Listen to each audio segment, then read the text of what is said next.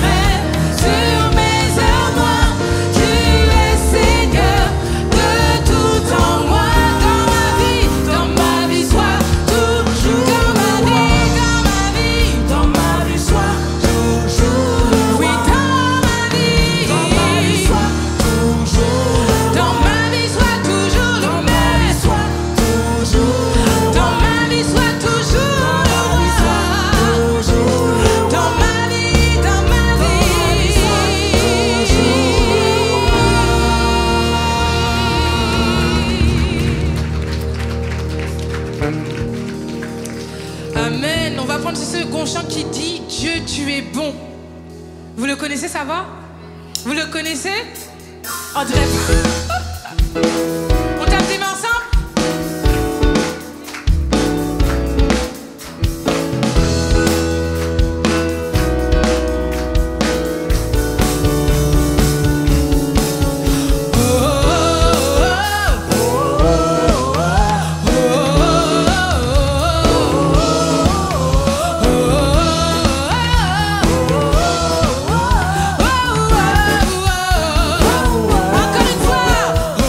Oh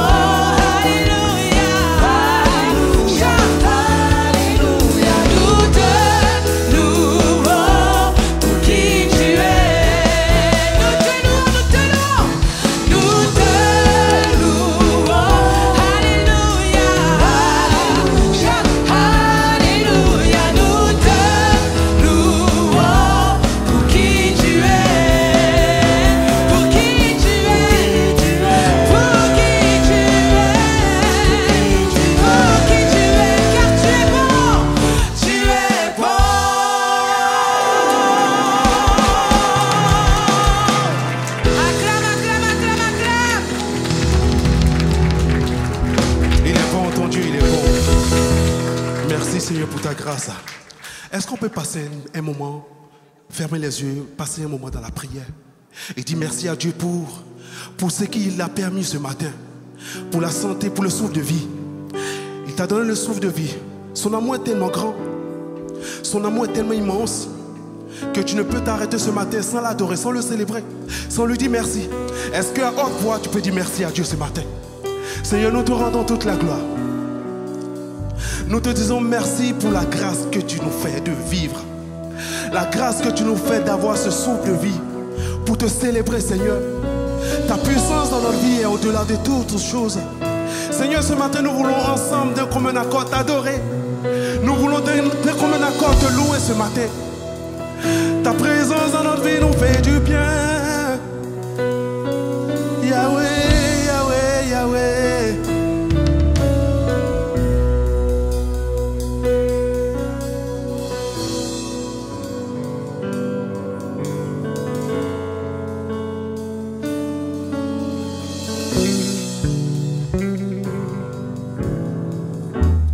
Ton amour, chante avec moi, ta présence, ton amour, ton amour,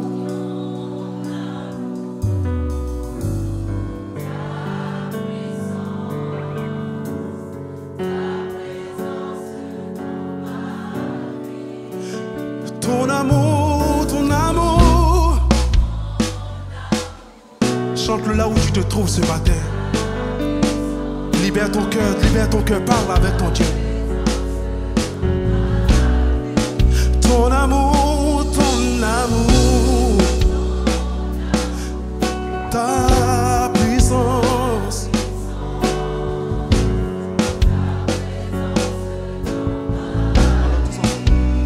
Ton amour, ton amour, ton amour, ton amour, Yahweh, Yahweh, Yahweh, ta présence dans ma vie. ton amour est au-dessus de toute chose, au-dessus de mes pensées. Ta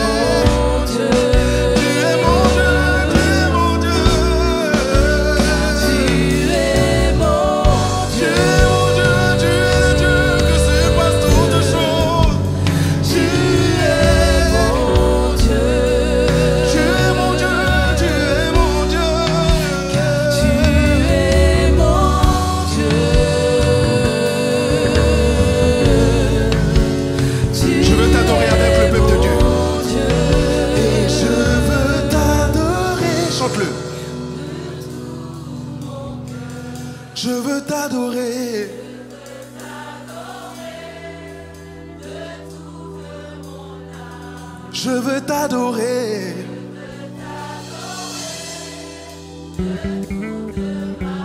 Je veux t'adorer, Seigneur. Je veux t'adorer. Je veux t'adorer.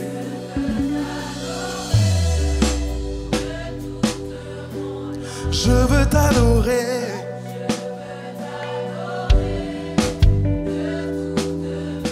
Car tu es mon Dieu.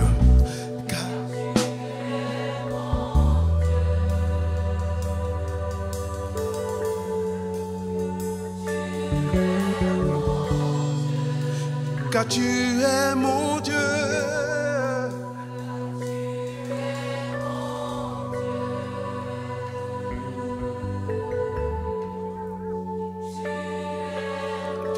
Adore ton Dieu ce matin. Adore, adore, adore. Ouvre ta bouche et parle à ton Dieu ce matin.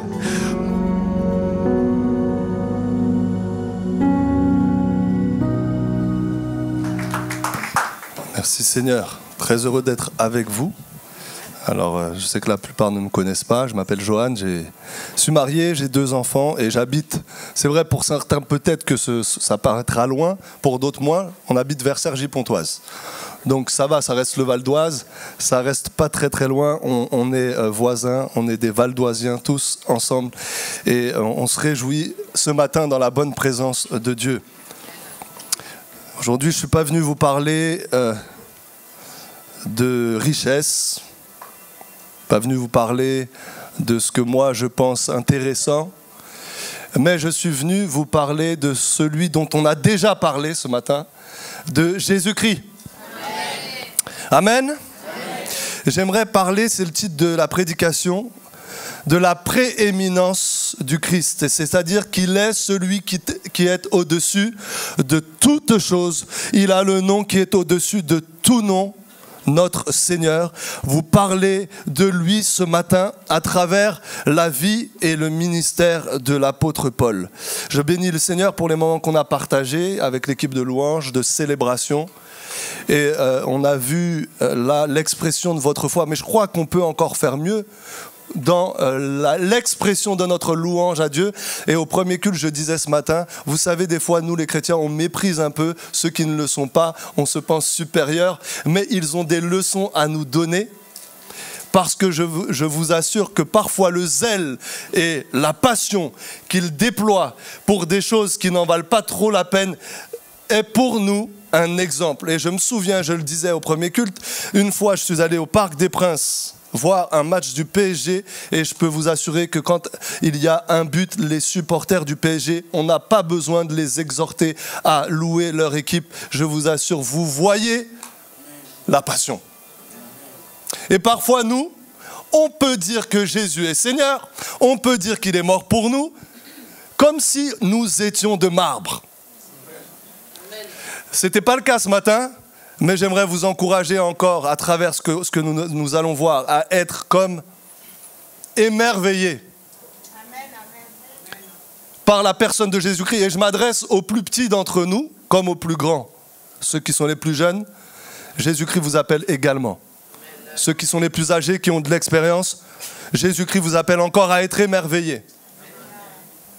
Donc on va faire une première lecture qui servira d'introduction, de préface à cette prédication dans l'épître aux Colossiens, chapitre 1er, à partir du verset 12. Père, je prie ce matin que le Jésus-Christ, ton Fils, que tu as déjà glorifié, tu le glorifies maintenant au milieu de nous. Tu l'élèves dans nos cœurs. Tu donnes à chacun, aux plus jeunes comme aux plus âgés, à celui qui est au tout début de son cheminement avec le Christ, comme à celui qui a des années d'expérience. Tu nous donnes à tous d'être comme saisis par l'immensité, par l'excellence, par la beauté, par la bonté de Jésus-Christ, notre Seigneur. Que ton esprit maintenant continue à attirer nos cœurs à lui, au nom de ton Fils. Amen. Amen. Donc je fais la lecture. Colossiens 1er chapitre, verset 12. Il est écrit ceci: avec joie, rendez grâce au Père qui vous a rendu capable d'accéder à la part d'héritage des saints dans la lumière. Jean le dit autrement, il dit à tous ceux qui ont cru, il a donné le pouvoir de devenir enfants de Dieu. Donc Dieu nous a délivrés de l'autorité des ténèbres pour nous transporter dans le royaume de son Fils bien-aimé, en qui nous avons la rédemption, le pardon des péchés. Jésus est l'image du Dieu invisible. Le premier-né, il est premier-né, pas première créature. Premier-né dans le sens qu'il est celui pour qui. C'est ce que nous dit le texte ensuite.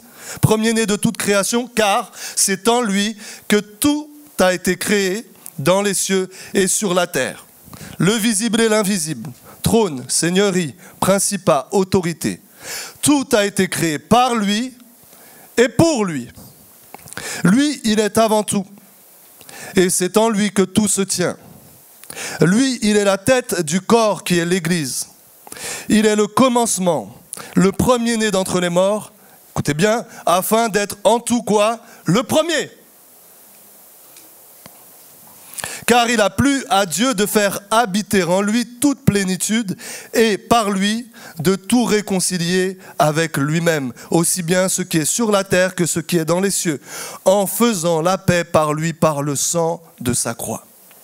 Quant à vous, qui étiez autrefois étrangers et ennemis dans votre façon de penser et par vos œuvres mauvaises, il vous a maintenant réconciliés par la mort dans son corps de chair pour vous faire paraître devant lui saint, sans défaut et sans reproche, si vraiment vous demeurez dans la foi, fondés et fermement établis, sans vous laisser emporter loin de l'espérance de la bonne nouvelle que vous avez entendue, qui a été proclamée à toute création sous le ciel et dont moi, Paul, je suis devenu ministre. Amen.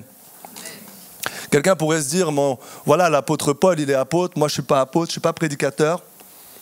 Je parle à peine de Jésus-Christ, je suis timide. Comment m'identifier à la vie de l'apôtre?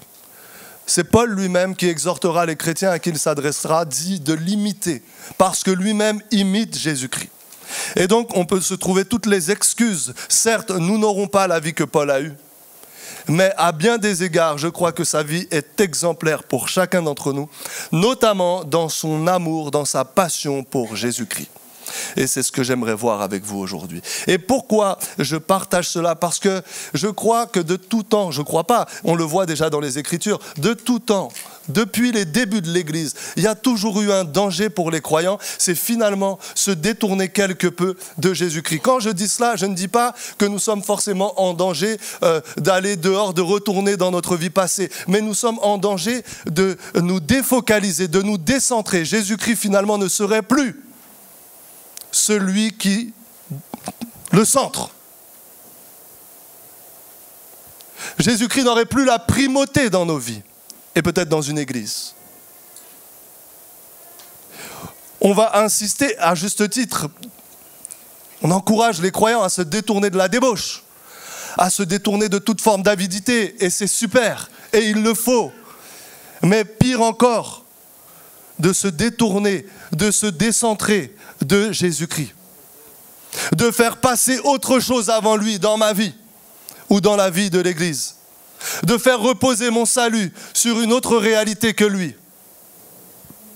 C'est un danger qui a toujours guetté l'Église. Et si Paul dit aux Colossiens de rester fermement établis dans la foi qu'il leur a transmise, c'est parce qu'il sait qu'il va y avoir des faux discoureurs. Il sait qu'il va y avoir des gens mal intentionnés qui vont vouloir les détourner de leur foi en Jésus-Christ. C'est le combat des apôtres. Ils sont morts pour cette vérité. Ils sont morts pour le bon combat de la foi. Ils sont morts pour maintenir dans les églises la foi. Si Jean a été exilé à Patmos, c'est parce qu'il combattait ce bon combat-là. Il continuait à prêcher Jésus-Christ, à le proclamer. Si Paul a été, on lui a coupé la tête, pense-t-on, c'est parce qu'il a prêché jusqu'au bout cette grande vérité. Si l'apôtre Pierre s'est retrouvé, pense-t-on, la tête crucifié la tête en bas, parce qu'il ne se sentait pas digne de mourir de la même façon que le Christ, c'est pas dans la Bible ça, c'est la tradition. On peut l'entendre. On ne va pas y ajouter forcément foi. Mais toujours est-il qu'il est mort martyr. Pourquoi? parce qu'il annonçait, parce qu'il enseignait que Jésus-Christ est le seul chemin, que Jésus-Christ est la vérité et la vie. Que Jésus-Christ devrait être le centre de notre existence. Et un constat, et comme je le disais ce matin et hier soir, vous pourrez peut-être le nuancer, peut-être relativiser ce que je vais dire, mais je crois que dans ce qu'on appelle aujourd'hui le monde évangélique, il y a des très très belles choses qui se passent. Amen. Mais il y a aussi des faussetés qui circulent. Il y a aussi tout un tas d'enseignements qui ne sont plus centrés sur la personne de Jésus-Christ. Et cela a pour conséquence, de nous détourner de lui. Et le seul remède pour nous avoir la capacité de discerner cela, c'est d'être centré sur Jésus. Et pour vous en convaincre peut-être, lisez les épîtres de Paul, lisez les épîtres de Jean, lisez celles de Pierre, lisez les évangiles, scrutez-les, cherchez, et vous y trouverez qui? Du début à la fin, le Christ, notre Seigneur. Et une difficulté que je notais, qui s'adresse particulièrement pour nous les pasteurs, à laquelle, d'une certaine façon, ont toujours fait face les conducteurs dans les églises, mais plus encore aujourd'hui, c'est que, avec le nombre de chaînes YouTube, de possibilités que nous avons d'enseignement chrétien, c'est que les croyants d'aujourd'hui, nous sommes enseignés dans l'église, mais en dehors de l'église.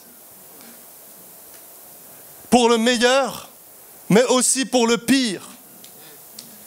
Et c'est pourquoi il est nécessaire de toujours rappeler, non pas des nouvelles choses, mais les anciennes choses qui prennent toujours un sens nouveau parce que l'Esprit s'en sert pour nous parler, c'est l'évangile de Jésus-Christ. Amen. Et j'aimerais dire, avant de poursuivre sur le premier point, que si quelqu'un s'attend à ce que ce matin, il entende parler de quelqu'un d'autre, il sera déçu. Si tu t'attends à ce que, à travers moi, Dieu te dise comment faire pour que tu puisses réussir ceci ou cela, les 12 clés pour je ne sais pas quoi, tu seras déçu.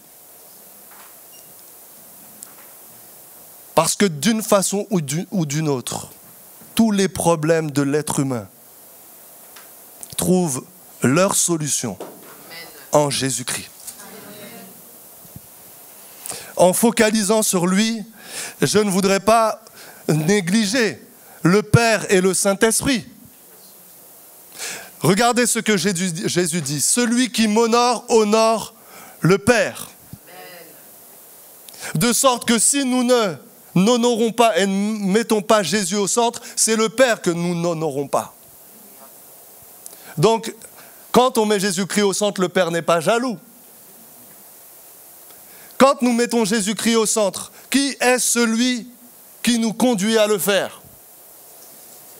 C'est le Saint-Esprit. Jésus dira de lui, il prendra de ce qui est à moi et vous le rappellera, il me glorifiera. Donc le Saint-Esprit n'est jamais jaloux lorsque Jésus est glorifié, parce que c'est là son œuvre que de l'élever. Et là, je fais tout de suite dire quelque chose avant que j'oublie. Si quelqu'un se croit spirituel, mais que Jésus n'est pas vraiment sa passion, ce n'est pas l'Esprit de Jésus-Christ qui le pousse. Je peux prier, je peux jeûner 40 jours comme le Christ, je peux donner des offrandes, les dîmes et tout ce que je veux, je peux être à l'église tout le temps. Mais si Christ n'est pas la motivation de toutes ces choses, je ne suis ni plus ni moins qu'un religieux, qu'un légaliste. Mais gloire soit rendue à Dieu. Pour nous qui avons cru, nous avons reçu son esprit qui nous délivre de toutes ces choses. Amen. Premier point, j'aimerais voir avec vous la prééminence ou la primauté du Christ dans la vie de l'apôtre, et nous ne pouvons pas comprendre. La passion, l'expression de l'amour de Paul. Nous ne pouvons pas comprendre que quelqu'un puisse mourir pour Jésus, comme Paul l'a fait, si nous oublions, si nous n'avons pas bien conscience de ce qui s'est produit dans sa vie. Ce qu'on a appelé l'événement de Damas, vous le connaissez pour la plupart, Actes 8 et 9, nous parle de Saul. Et Luc, qui a écrit les Actes, nous dit quoi? Il nous dit, un jeune homme était là au milieu de ceux qui lapidaient le premier martyr chrétien, Étienne. Saul de Tarse, jeune homme, que faisait-il? Il tenait les vêtements des bourreaux d'Étienne. Et Luc précise qu'il approuvait le meurtre d'Étienne. Paul lui-même dira, moi j'étais zélé plus que tous les autres pour les traditions de mes pères. Et je ravageais l'église de Dieu. Luc ajoutera qu'il respirait la menace et le meurtre. Voilà quel genre d'homme était celui dont nous parlons aujourd'hui. Et lorsqu'il va à Damas, c'est parce qu'il est non seulement content que les croyants qui étaient à Jérusalem se soient dispersés à cause de la persécution, mais Paul en avait tellement après eux qu'il ne se suffisait pas de Jérusalem. Il allait jusqu'à Damas pour mettre en prison tous les croyants. Mais au-delà des croyants, c'est Jésus-Christ qui était celui qu'il visait. Il voulait effacer sa mémoire. Donc il va à Damas, il a des lettres officielles de la part du grand prêtre, du chef religieux de son temps, de son époque, de son peuple. Et avec ces lettres, il va se rendre dans des synagogues à Damas pour arrêter les chrétiens. Et alors qu'il est là sur le chemin à Damas, la Bible dit qu'il voit une lumière qui va venir l'éblouir. Quelle est cette lumière? Ce n'est pas la lumière du soleil, les amis. Quelqu'un un jour a dit, regardez la gloire de Dieu pour la comparer. Regardez le soleil. Est-ce que vous pouvez regarder le soleil? Ça va vous brûler les yeux. Mais il dit, la gloire de Dieu est encore plus éblouissante, resplendissante. Elle met tout à nu. Nous ne pouvons pas voir Dieu et vivre, la Bible dit. Mais cette lumière, de la gloire de Dieu, une voix s'est fait entendre. Saul, Saul, pourquoi me persécutes-tu? Et Paul, il ne comprend pas. Qui es-tu, Seigneur? Et la voix de répondre, je suis Jésus que tu persécutes. Et à partir de cet instant-là, sa vie a basculé, les amis. Et Jésus lui dira, va dans la ville, entre dans la ville, tu vas voir Ananias va venir à toi, il va t'imposer les mains, tu vas voir l'écaille de tes yeux tomber, tu vas retrouver la vue, tu vas être baptisé et tu vas proclamer mon nom à toutes les nations. Et Luc dit, tout de suite après, dans les synagogues, l'ironie du sort, Paul ne va plus arrêter les chrétiens, il va proclamer que Jésus est le Christ, le Fils de Dieu. De l'événement de Damas, deux choses ressortent, l'identité du Christ et la grâce de Dieu. Jésus que tu persécutes, le crucifié, celui que Paul considérait jusqu'à présent comme un maudit, comme un malfaiteur, comme un brigand, pendu au bois à cause de son propre péché, de son blasphème, parce qu'il avait dit qu'il était fils de Dieu. Ce jour-là, Paul comprend non, qu'il n'a pas blasphémé, qu'il est bel et bien le roi promis à David. De Samuel, chapitre 7, Dieu promet d'assurer un trône à David pour toujours en lui donnant un fils. Est-ce que ce sera Salomon? Vous savez très bien que ce n'est pas Salomon. Salomon a péché, il s'est détourné de Dieu. Ce n'est pas le roi promis. Si vous lisez le livre des rois, vous verrez que tous les rois d'Israël se sont plus ou moins corrompus. Donc Israël était encore dans l'attente d'un roi qui viendrait assurer un trône à David. Et là, Paul annonce, Pierre annonce, Jean annonce que ce roi promis à David, il est arrivé, c'est Jésus, c'est le crucifié. Donc quand on appelle Jésus fils de Dieu, ça renvoie à sa royauté, à sa messianité. Mais plus encore, ça renvoie à sa nature divine. Il est un avec le Père, comme il est dit en Jean. Il est de même nature que le Père. La parole était avec Dieu et la parole était Dieu. Et nous comprenons pourquoi alors désormais l'adoration de Paul, sa consécration ira à Jésus-Christ parce qu'il est Dieu manifesté en chair. Jésus n'est pas un simple prophète. Jésus n'est même pas, comme certains le pensent, religieux, l'archange Michaël. Il est plus que tout cela, il est celui qui a tout créé, tout fait, et toi aussi. Et il est digne de toute notre adoration, de toute notre consécration. Il est digne que vous et moi, nous puissions lui donner notre vie dès maintenant, aujourd'hui, que nous soyons des jeunes comme vous là. Oui, jusqu'aux plus âgés parmi nous. Deuxième chose, la grâce de Dieu.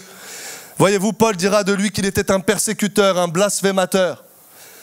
Mais que ce jour-là, sur le chemin de Damas, il a compris que le salut, la justification n'était pas une affaire de respect de la loi. n'était pas une affaire d'œuvre, mais était le fait de la grâce de Dieu. Il pourra dire, c'est par grâce que vous êtes sauvés, au moyen de la foi. Et ça ne vient pas de toi, ça ne vient pas de moi. C'est le don de Dieu, afin que personne ne se glorifie. Et s'il y en a bien un qui ne pouvait pas se glorifier, c'était Paul, parce qu'il se souviendrait qu'à jamais il avait ravagé l'église de Dieu. Il dira même, je ne suis pas digne d'être appelé apôtre, mais Dieu a été fidèle et il m'a fait grâce.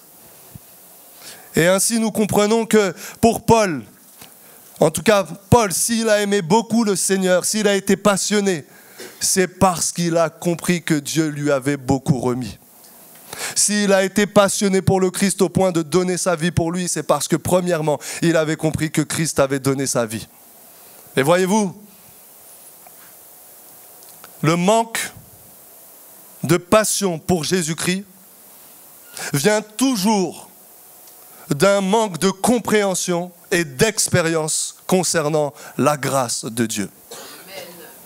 Si tu n'es pas passionné par Jésus, si quand tu entends parler de lui, il n'y a pas quelque chose qui se passe à l'intérieur, c'est parce que tu es comme encore aveugle à ces réalités-là. Et tu as besoin que l'Esprit de Dieu vienne ôter le voile de tes yeux. Et ainsi, comme les disciples d'Emmaüs, entendant parler de Jésus, c'est Jésus lui-même qui leur parlait. Il disait, mais quand il nous parlait en chemin, ouvrant les Écritures, notre cœur ne brûlait-il pas? Et je reprends parce qu'il me semble important d'insister. Alain Nisus, qui a été professeur à la fac de Vaux-sur-Seine de théologie, qui est en Guadeloupe aujourd'hui, a donné un séminaire sur la démonologie, sur tout ce qui est les démons, etc. Donc il a donné un enseignement sur une semaine, c'est super. Et au début de l'enseignement, il disait ceci. Il disait, quoiqu'aujourd'hui je vais faire un séminaire sur ce sujet-là, il disait, c'est le Christ qui doit être objet de notre foi. Et il disait ceci, quand on fait ce genre de séminaire sur ces sujets-là, l'église est pleine. Je pourrais dire, quand on fait des séminaires dans le milieu évangélique sur tout un tas de sujets, l'église ou la conférence peut être pleine. Dites aux croyants que le Christ, je ne sais pas, les 10 clés pour prospérer. Vous allez voir. Vous allez voir. Faites un séminaire sur la personne de Jésus-Christ et de son œuvre. Nous, les chrétiens, souvent, ce qu'on va dire, je sais, je connais. C'est dramatique. Ça signifie que Jésus-Christ n'est plus celui qui nous fait vibrer ou pas suffisamment. Et il nous appelle aujourd'hui, son Père, à nous laisser interpeller. Paul a été du début à la fin de sa vie focalisé sur Jésus-Christ. Pourtant, Paul n'a pas eu une vie facile, les amis. Tu souffres? Paul a souffert. Il dit que dans son corps, plusieurs fois, il a été fouetté de 39 coups de fouet. Plusieurs fois, parce qu'il prêchait Jésus-Christ, proclamait, il a été laissé pour mort dans des rues. Il a subi des naufrages. Aux tenants de la prospérité, Paul pourrait leur dire, j'ai eu faim, j'ai été dans le dénuement, j'ai été en prison, j'ai été rejeté par mes compatriotes, mes frères juifs, j'ai été rejeté par les païens, je suis un rebut de la société.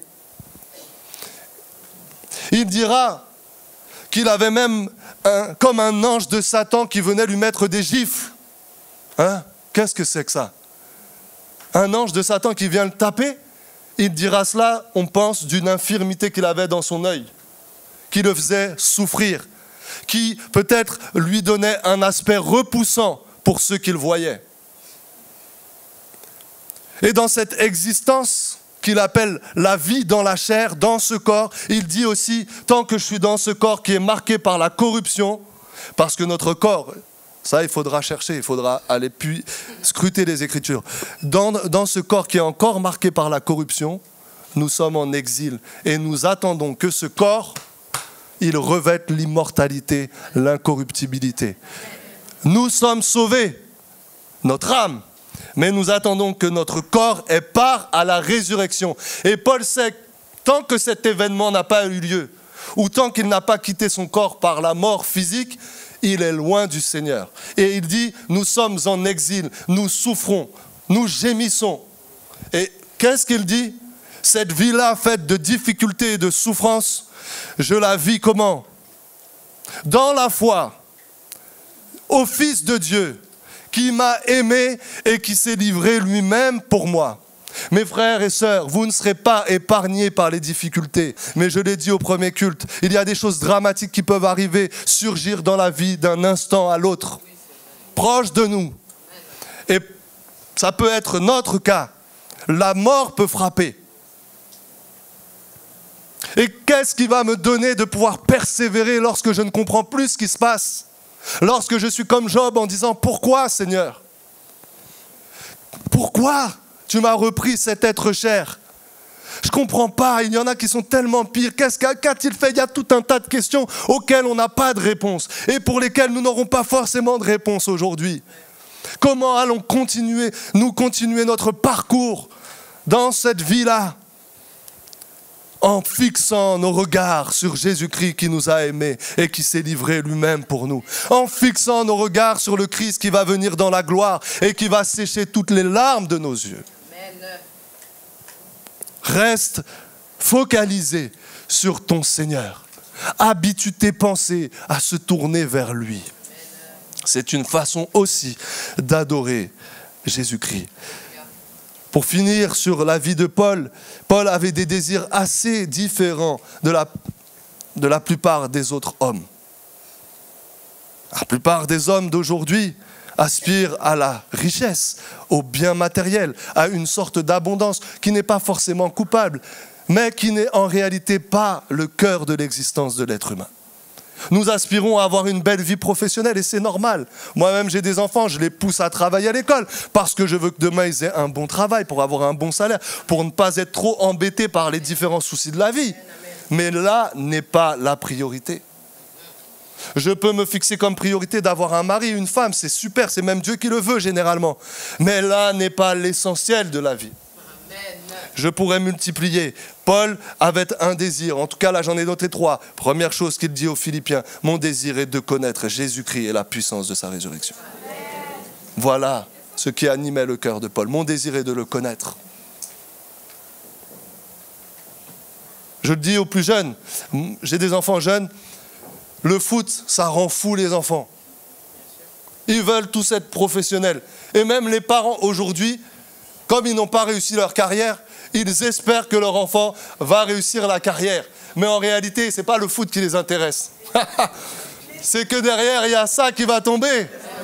Eh oui, on investit, on y va. Moi, j'ai été voir mon fils au foot. Eh, il y a des parents, vous vous dites, ils jouent leur vie sur le terrain.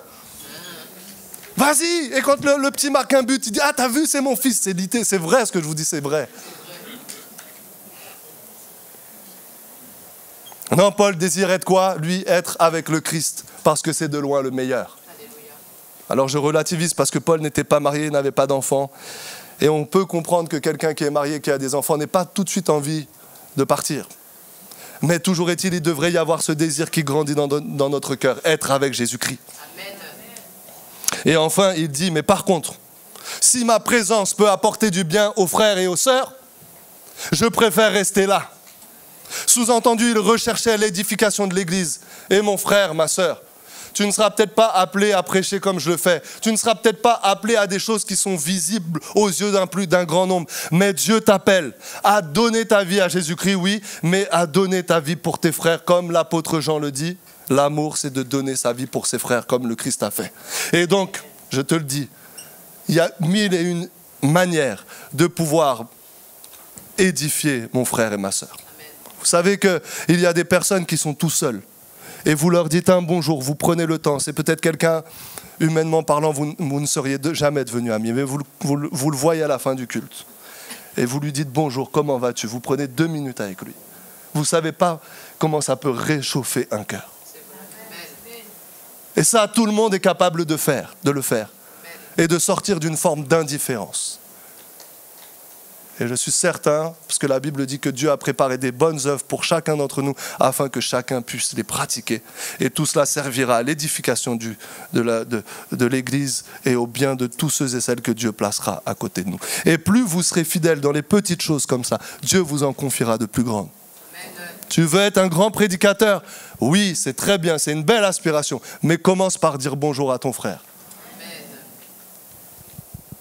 Deuxièmement, le ministère de Paul, j'ai distingué, peut-être la distinction est un peu superficielle, mais c'est pour mieux qu'on puisse mieux retenir. La prééminence du Christ dans le ministère de Paul.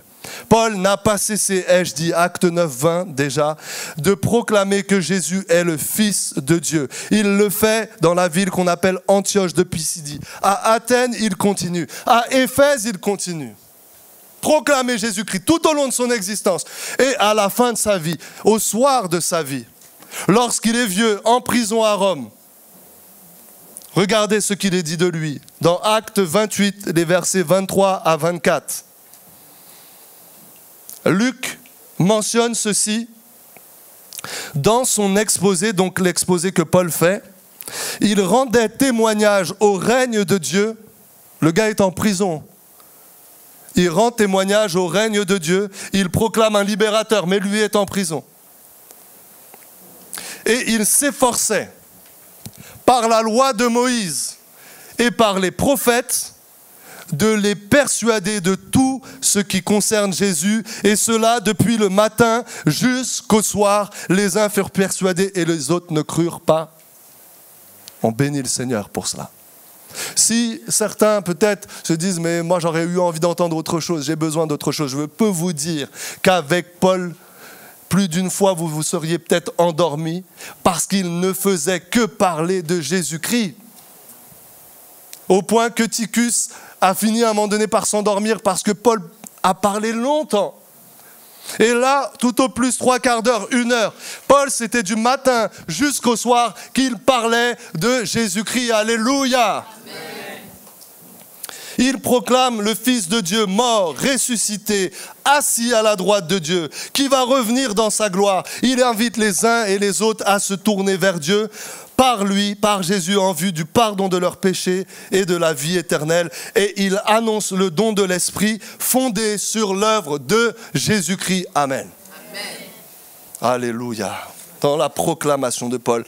Mais voyez-vous, souvent, on ne le dit pas consciemment, mais c'est parfois un petit peu ce qu'on pense.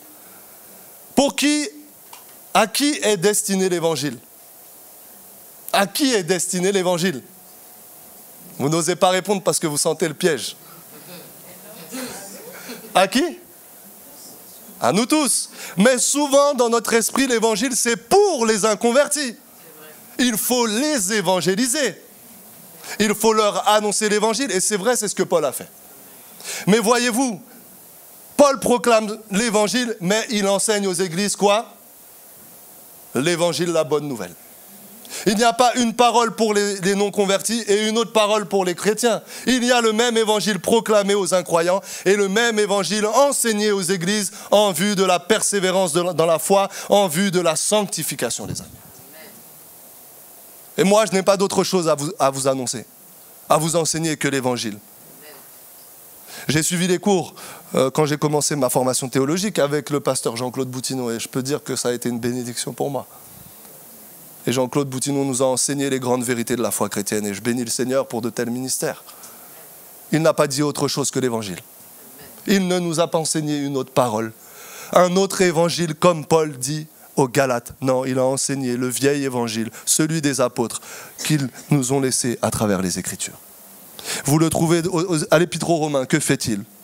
Il expose son évangile. Aux Corinthiens, que fait-il? Il parle de la croix, puissance de Dieu pour le salut de quiconque croit.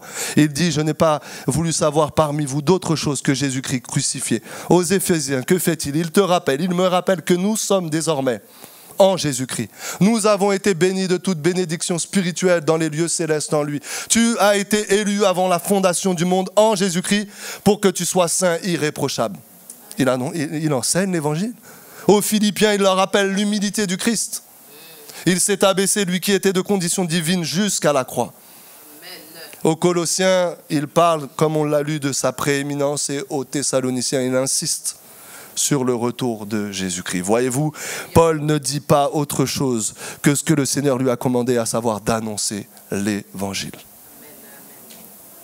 Troisièmement, comment Paul a fait pour conduire les églises, les croyants auxquels il s'est adressé, ce qu'on pourrait qualifier de son ministère pastoral. Les lettres de Paul, vous savez que c'est des écrits de circonstances. Paul a entendu, par exemple, quand il écrit à l'église des Corinthiens, il a entendu, parce que des gens lui ont rapporté des nouvelles, et il a entendu que c'était le bazar dans l'église.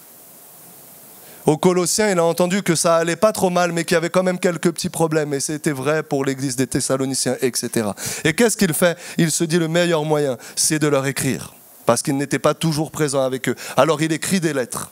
Et lorsque vous lisez les lettres de Paul, il faut toujours se souvenir qu'elles sont dans un contexte particulier. Elles s'adressent à des églises qui vivent des choses réelles, comme vous et moi, comme chaque église aujourd'hui peut en vivre. Et comment fait-il pour régler les problèmes? Paul ne fait pas la morale, les amis. Paul ne dit pas aux croyants, il faut te comporter bien ou pas. Il ne fait pas juste ça. Il va montrer pourquoi le croyant doit se comporter de telle ou telle manière. À cause de l'évangile de Jésus-Christ, les amis. Aux Corinthiens, l'exemple, je vais prendre plusieurs points là rapidement. Qu'est-ce qui se passe chez les Corinthiens? Ils ont quoi? Des divisions? Moi je suis d'Apollos, moi je suis de Paul, disent-ils. Moi je suis de Céphas, c'est-à-dire de Pierre. Et d'autres disent, moi je suis de Jésus, comme ça il n'y a pas de problème. Mais en gros, ils sont divisés. Il y a aussi dans cette église des frères qui se font des procès. Ils vont voir les tribunaux dans le monde et ils portent plainte contre les uns et les autres. Il y a de la débauche. Et Paul dit de la débauche telle qu'elle ne se rencontre même pas dans le monde, au point que l'un a la femme de son père. Il y a du désordre, y compris dans l'exercice des dons spirituels. C'est le bazar. Chacun veut se la raconter en montrant qu'il est plus spirituel que les autres. Il y a un problème parce qu'ils méprisent les faibles. Ceux qui ne veulent pas manger de la viande sacrifiée aux idoles, les autres les méprisent en disant « vous, c'est parce que vous ne connaissez pas ». Il y a aussi le mépris des pauvres qui se voit quand? Au moment du repas du Seigneur. Et enfin, il y a des problèmes concernant la résurrection de Jésus-Christ. Enfin, pas la résurrection, leur compréhension de la résurrection. Et qu'est-ce que Paul fait? Pour régler les divisions, qu'est-ce qu'il fait? Il leur dit juste, c'est pas bien de vous quereller? Non.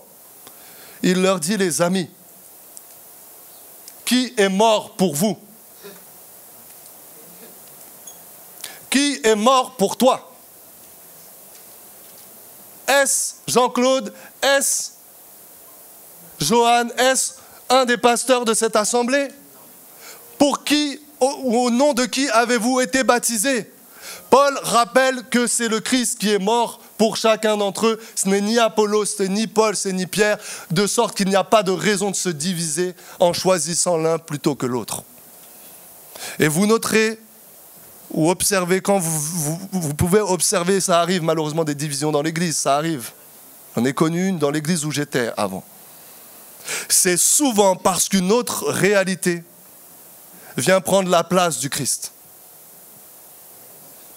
On se dispute parfois, et je le disais au premier culte, pour des formes de louange. L'un veut des chants plus dynamiques, l'autre préfère des chants plus solennels, l'autre aime les ailes de la foi, l'autre aime les chants contemporains. Et voilà qu'à un moment donné, ça peut tellement prendre de place dans l'église que ça devient prioritaire. Et qu'est-ce qui se passe? On a élevé au rang d'absolu une forme de louange particulière. Donc si moi je ne suis pas d'accord, je vais partir. Parce que quelque chose a pris la place du Christ. Toutes ces choses-là, ce sont secondaires. Sur la question des procès, Paul dit, il y a un problème chez vous. Il leur rappelle ceci. Et peut-être que vous n'avez jamais entendu cela. Ne savez-vous pas que vous allez juger le monde? Ne sais-tu pas, mon frère, ma sœur, toi qui es en Jésus-Christ, que tu vas juger les anges? Et Paul leur dit, bien si vous allez juger, comment ne pouvez-vous pas régler vos problèmes? Et donc qu'est-ce qu'il fait? Il est en train de tirer une conséquence de l'évangile. Qui est le roi qui viendra juger? c'est Jésus-Christ.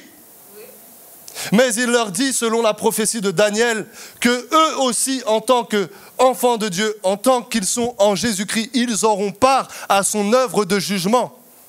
Donc lorsque dans une église, tu es en conflit avec un frère et que tu n'arrives pas à régler ça, c'est que tu as oublié les grandes responsabilités auxquelles Dieu t'a appelé. Tu as oublié qu'un jour, Dieu te confiera les grandes responsabilités parce qu'il t'associe à l'œuvre de jugement de son Fils. Et donc tu devrais être capable de traiter les problèmes de la vie quotidienne qui ne sont pas grand-chose en comparaison de cela. Amen. Concernant la débauche, vous pouvez dire à quelqu'un, en tant que pasteur, j'ai été pasteur de jeunes et je peux vous assurer, c'est plus d'une fois que vous rencontrez des jeunes qui vous disent on a fait ce qu'ils n'auraient pas dû se faire. Et vous pouvez leur dire d'arrêter 10 fois. Tant qu'ils n'ont pas compris qu'à cause de la mort de Jésus-Christ, ils ont été rachetés par lui, qu'ils ne s'appartiennent plus, que les membres, leur corps est un membre du corps de Christ, ils continueront. Mais le jour où un jeune ou un moins jeune réalise que Jésus-Christ a donné sa vie pour le racheter, qu'il ne s'appartient plus, il ne peut plus livrer son corps à la débauche. Il ne peut plus livrer son corps à l'enivrement. Il ne peut plus faire ce qu'il voudrait faire. Et il n'en a même plus le désir. Ça ne veut pas dire qu'on n'est jamais tenté, qu'on ne peut jamais tomber. Mais ce n'est plus sa ligne directrice parce qu'il a compris qu'il est un membre de Jésus-Christ qui lui appartient. Donc on voit que même dans la question de la débauche, l'évangile est au centre de la chose. Et je termine sur ce point-là avant de finir par un dernier point rapidement. L'Épître aux Éphésiens, qu'est-ce que fait Paul? 3 chapitres pour nous rappeler l'Évangile. Et ensuite, il dit maintenant, si vous avez compris cela, comportez-vous d'une manière digne de Jésus-Christ. Et ça va jusqu'où? Lorsque Paul encourage à une belle vie conjugale, que fait-il? Lorsqu'il dit « Marie, aimez vos femmes », que rajoute-t-il? « Marie, aimez vos femmes ». Ils sont là les maris? Il n'y a pas de mari ici. Il y en a qui sont maris. Les femmes, ça va venir après. Les maris, qu'est-ce que l'apôtre nous commande? Voilà, comme Christ. Il ne dit pas juste « Marie, aime ta femme ».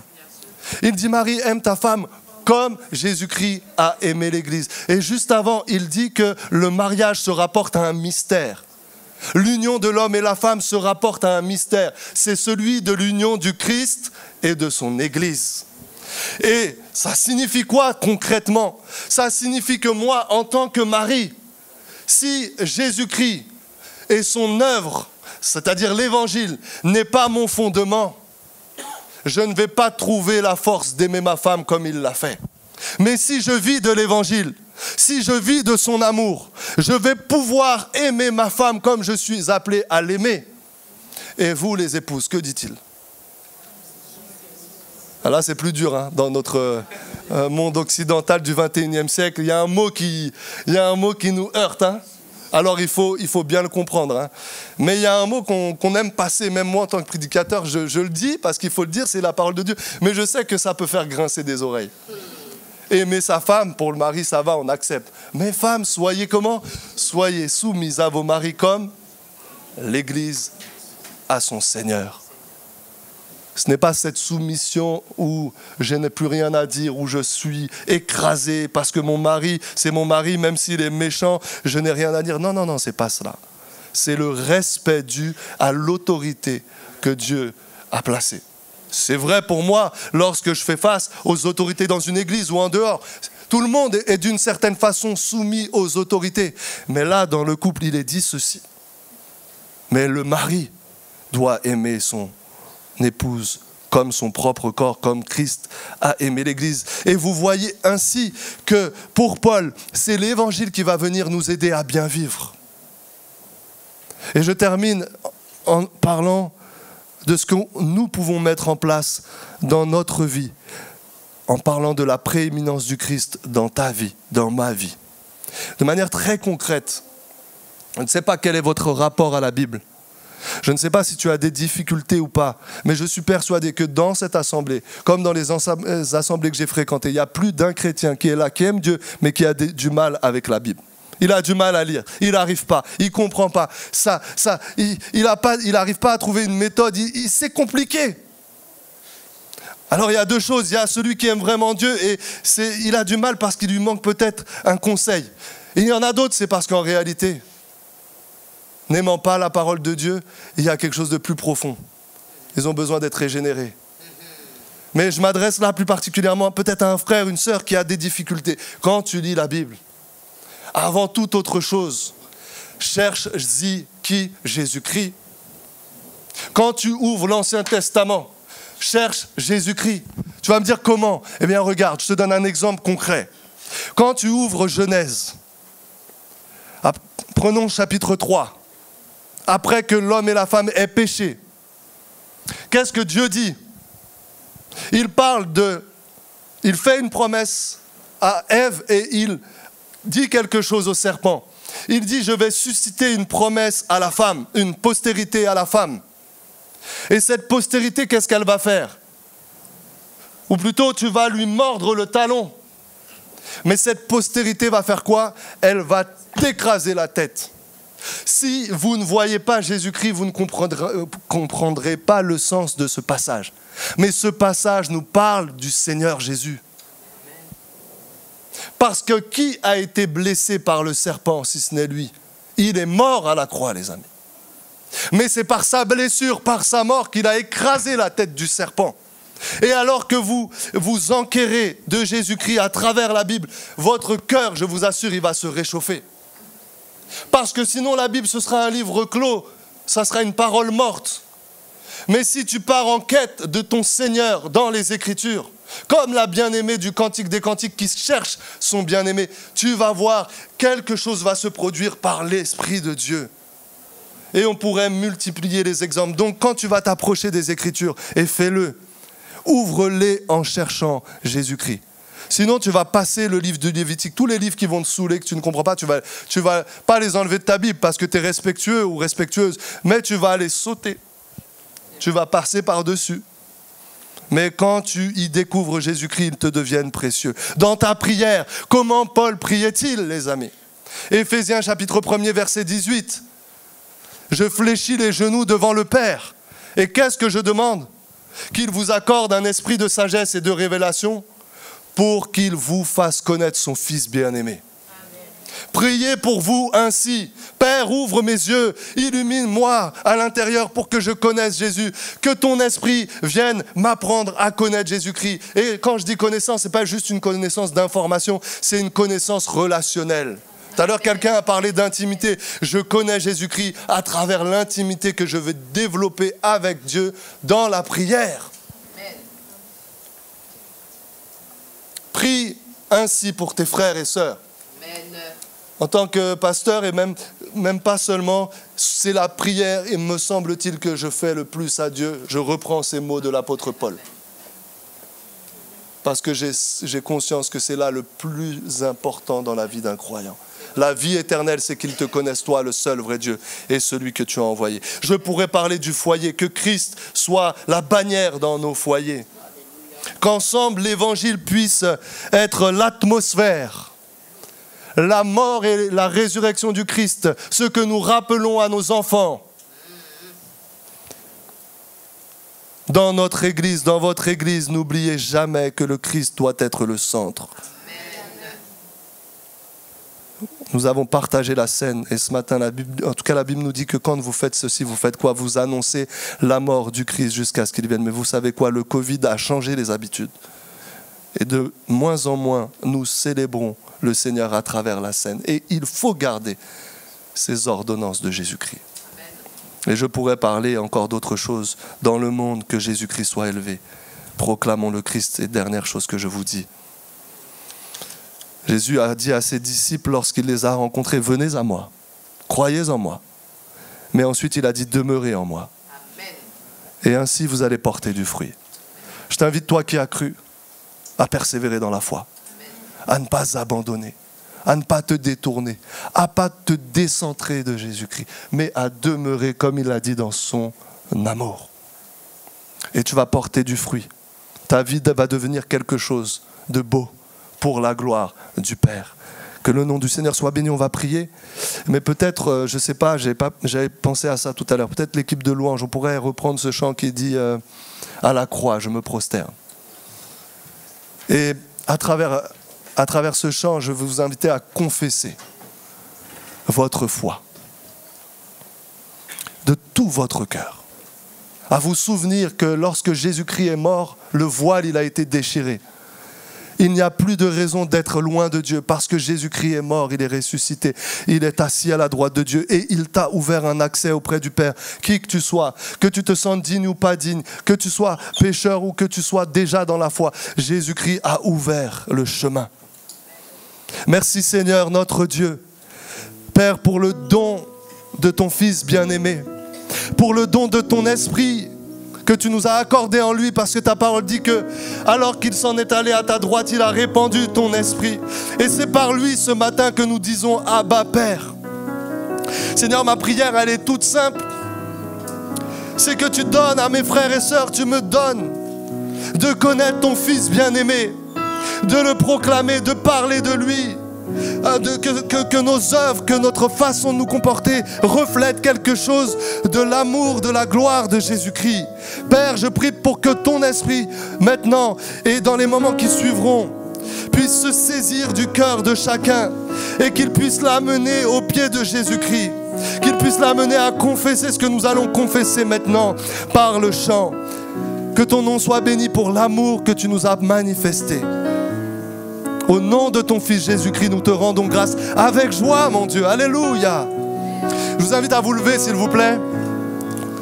Et je vous invite à confesser votre foi à travers ce chant que nous allons reprendre. Et fais-le de tout ton cœur. Exprime ta foi avec force ce matin. Ne retiens pas le fruit des lèvres. La Bible dit apporter un sacrifice de louange, c'est-à-dire le fruit des lèvres qui confesse le nom de Jésus. Alléluia. Alors chante celui qui t'a aimé, chante celui qui est mort pour toi sur la croix, chante celui qui est ressuscité pour t'apporter la justification. Non, ne te tais pas, mais célèbre-le parce qu'il t'a racheté à grand prix. Que son nom soit béni. Amen. Alléluia.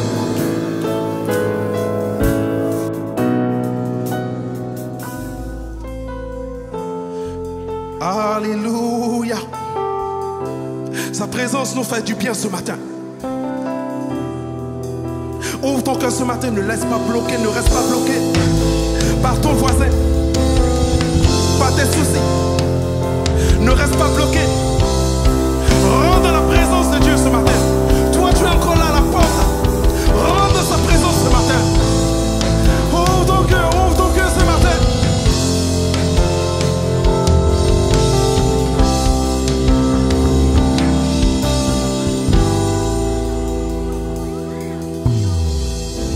Que ta présence en moi devienne réelle, que ta présence en moi devienne palpable.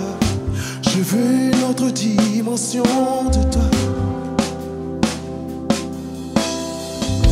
Que ta présence en moi devienne réelle, que ta présence en moi devienne palpable.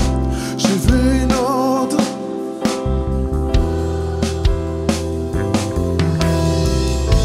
Que ta présence en moi devienne réelle, que ta présence en moi devienne palpable. Je veux une autre dimension de toi. La dimension du toucher, la dimension de gloire, la dimension de puissance, la dimension du toucher, la dimension de gloire, la dimension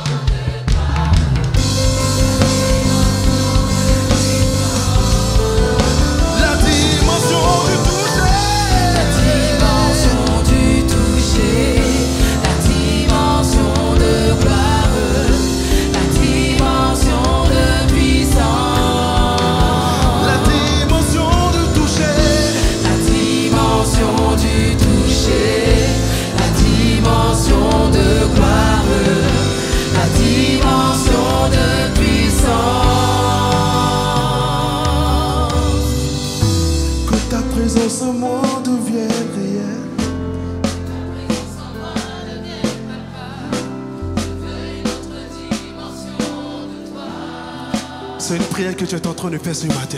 Est-ce que tu vis cette prière? La présence de Dieu vient effacer beaucoup de choses dans nos vies.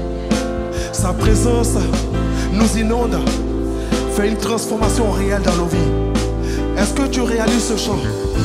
Ferme tes yeux un instant et chante ce chant. De là où tu te trouves, ferme tes yeux un instant et chante ce chant.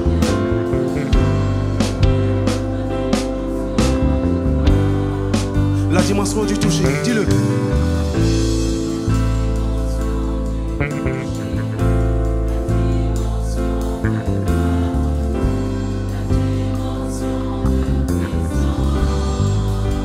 La dimension du toucher.